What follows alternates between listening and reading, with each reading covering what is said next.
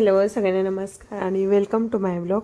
तर आज सकाळ उठल्या ना पाण्यात मध टाकले होते रात्रीच भिजायला 2 किलो.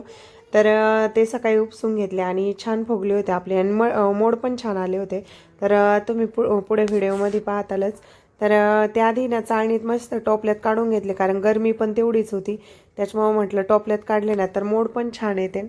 तर बांधून काही ठेवले नव्हते मी आणि तसेच ओपन ठेवले होते. तर छान मोड आले होते. तर एवढी मटकी कशासाठी भिजत घातली होती आपण तर तुम्हाला पुढे पण कळेलच. आणि सगळं आवरलं होतं माझं आणि काकूंची दिंडी दुपारी 12ला येणार होती तर लवकरच आली आणि दुपारची जेवणाची होती ती.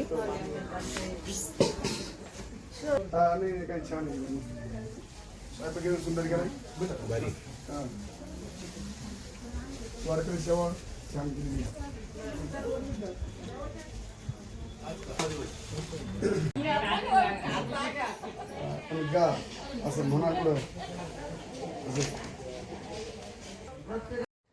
आणि दुपारची जेवणाची दिंडी होती तर सकाळी 9लाच आली होती त्याच्यामुळे थोडीशी गडबडच झाली होती सकाळ आवरायचं. तर त्यावेळेस कोणाचं काकूंचं पण आवरलेलं नव्हतं आणि रेडीमेडच स्वयंपाक सांगितलेला होता. तर त्याच्यामुळे एवढं काही वाटलं नव्हतं आणि दिंडी पण निवांत होती कारण निवृत्तीनाथांची दिंडी ना आपल्या नगरमध्ये 2 दिवस असते पालखी. तर त्याच्यामुळे ना त्या दिंड्या 2-2 दिवस मुक्कामी असतात जवळ आसपासच त्याच्यामुळे एवढी गडबड नव्हती त्यांना. तर ते पण निवांत होते आणि काकूंच्या सासूनी पण आहे ना खूप छान अभंग म्हणला तर ओव्या. तर तुम्ही व्हिडिओत पाहतालच.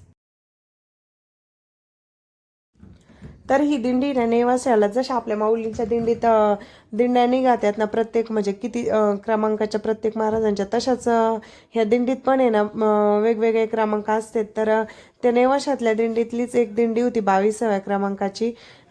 तर ती निवांत होते थोडं म्हणजे 9लाच आले होते सकाळी. तर दुपारचं जेवण होतं त्यांना. तर मस्त त्यांनी आराम पण केला आणि आजीनी पण खूप छान आहे ना अभंग ओव्या गायल्या.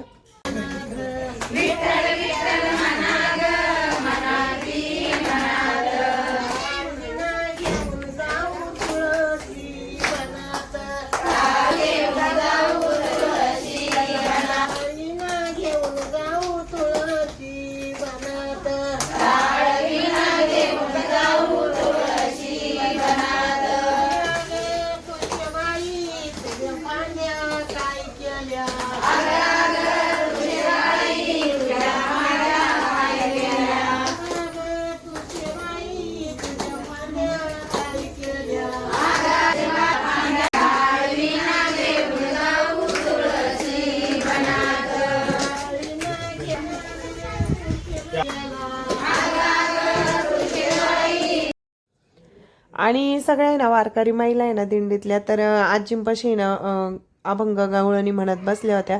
तर त्याच्यानंतर आहे ना सगळ्यांना जीव घातलं वारकऱ्यांना आणि मग आम्ही सगळ्या कॉलनीतल्या लेडीज जेवण करायला बसलो. तर जेवण झाल्यानंतर थोड्याच वेळेत दिंडी पण निघाली होती.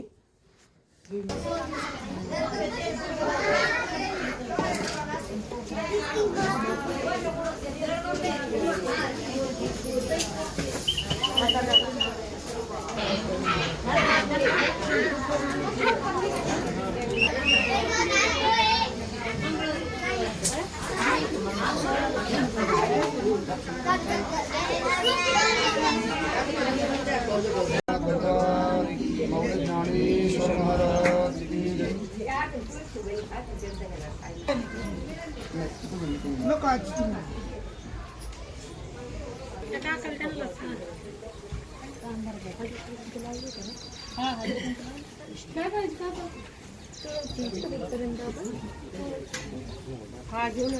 हा घ्या.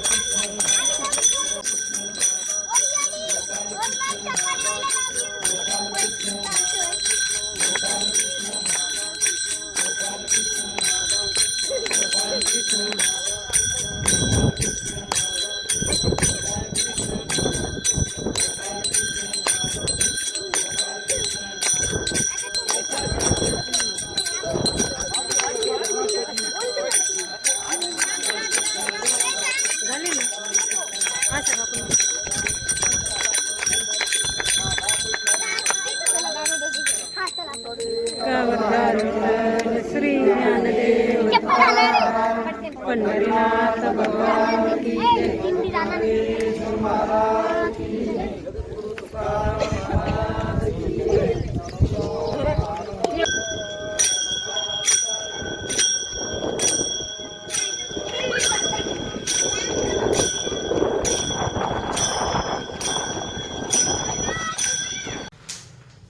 तर दिंडीला ना जवळ असं सोडवायला पण जात असते. तर दिंडी निघाल्यानंतर तर आम्ही सोडवायला पण गेलो होतो आरती. त्याच्यानंतर आहे ना मटकीला छान मोड आले होते. तर अशी चव पण ठेवली होती. तर खरंच छान आले होते आणि मैत्रीण पण आली होती मला मदतीला. तर आम्ही दोघींनी ना मिळून शेंगदाणे त्यांनी भाजले आणि मी तोपर्यंत स्वयंपाक केला. आणि रात्री ना बहिणीच्या घरी जायचं होतं. तर बहिणीची घरी मोठ्या बहिणीच्या घरी जायचं होतं. तर गौरीच्या घरी पहा रात्री गौरीला दिसत ना आपल्या व्हिडिओमध्ये दिसली आहे ना. आज गौरीच्या घरी आलोय आम्ही. इकडे बघ ना तर तोपर्यंत ना नानी ते गप्पा मारत होते आणि आम्ही ना जेवणाचे ताट बनवून घेतले. तर गेले गेले काही 1 तास तर थांबलो पण जेवण आणि त्याच्यातच वेळ गेला. तर आम्ही गेलो होतो दाजींना भेटायला आणि त्यांच्यासोबत आहे ना खूप मोठी ना दुर्घटना टळली. म्हणजे त्यांना ना थोडासा शॉक लागला होता. तर तेच आम्हाला 8-10 दिवसानंतर कळलं. तर कळल्यानंतर लगेच आम्ही गेलो होतो भेटायला. माझी लहानी बहीण तिचे मित्र आणि आम्ही दोघं आणि नानी. तर आमचे जेवण झाले आणि त्याच्यानंतर यांनी थोड्याशा गप्पा मारल्या. तोपर्यंत आमचं चाललं होतं इकडे भांडे घासायचं काम. नानी त्या बसल्या. म्हटलं आम्ही आता आवरून जातो थोडं. तर व्हिडिओ आवडल्यास नक्की लाईक शेअर आणि कमेंट करा आणि चॅनलला नवीन असाल तर सबस्क्राईब करायला विसरू नका.